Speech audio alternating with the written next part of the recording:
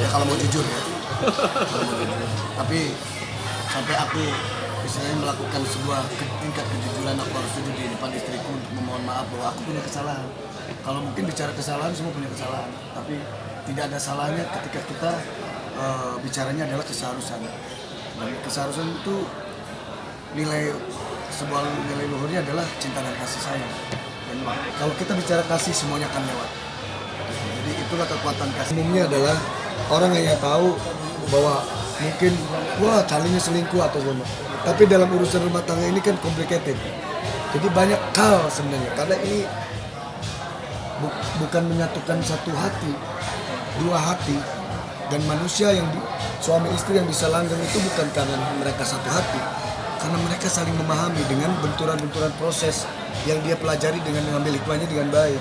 Itu seperti itu. Jadi bukan hanya bicara wah carinya selingkuh atau siapanya selingkuh gitu, bukan. Tapi kalau ketika bicara sebuah rumah tangga, bagi aku mungkin teman-teman semua juga ada yang sudah berumah tangga mungkin akan lebih memahami bagaimana arti sebuah rumah tangga. Proses rumah tangga itu seperti apa? Complicated gitu. Tidak hanya menyambungkan satu titik, tapi banyak saraf-saraf yang harus disambungkan untuk bisa saling memahami. Ketika kita bisa saling memahami, disitulah sudah tidak ada lagi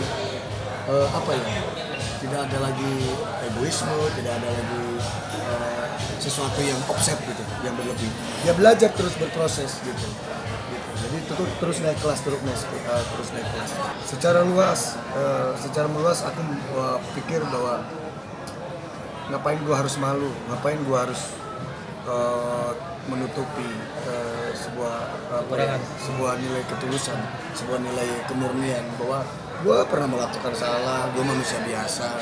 Tapi yang terpenting adalah introspeksi diri yang terpenting. Karena hidup itu adalah sebuah proses yang paling berharga. Dan proses ini ya tidak ada salahnya ketika aku mengungkapkan isi hati yang setulus-tulusnya dengan alami seperti ini banyak juga gitu. Tapi yang terpenting adalah lebih luas bahwa di sini adalah yang aku pengen tunjukkan adalah sebuah nilai kejujuran, sebuah nilai kasih. Jadi bicara apapun adalah kembalikan ke nilai luhur kasih. Semua akan lewat. Kalau bicara ego masing-masing, semua punya ego.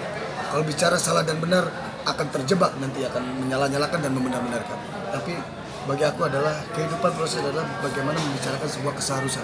Itu aja. Ini semoga menjadi juga spirit yang baik ya, edukasi yang baik buat apapun. Jadi aku mendapat satu titik pelajaran yang berharga ketika kita bicara kasih. Semua manusia boleh ego, tapi jangan egoisme.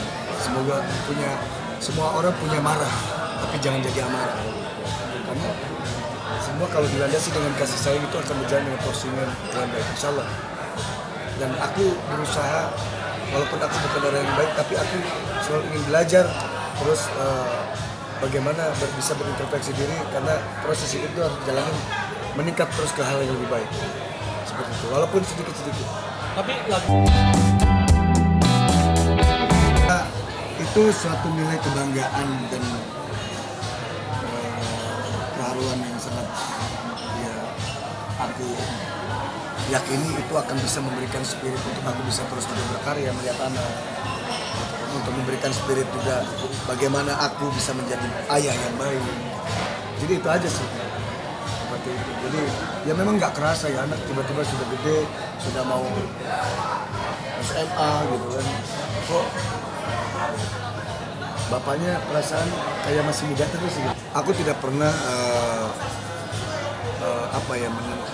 mengekang anak, tapi aku sebagai ayah harus bisa tetap menjaga dan memberikan kontrol yang baik.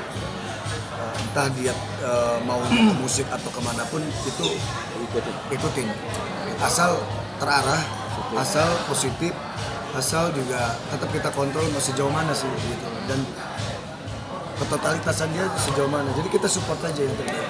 Jadi tidak mau kamu harus jadi ini.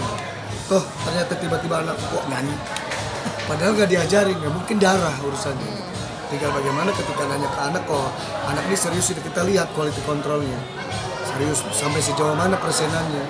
Kalau memang 100% dia total, pasti dia akan mencari sendiri bagaimana dia akan mengembangkan sebuah kreativitas hidupnya, mungkin belajar di kursus dan segala macam, pasti dia akan milik. Banget. Sekarang aja dia udah punya band sendiri dan main sama sponsor-sponsor yang lain kok. Ya bandnya masih bawain lagu orang ya, karena dia belum keluarin lagu. Biarkan dia belajar dulu memahami sebuah karya-karya orang lain. Gitu.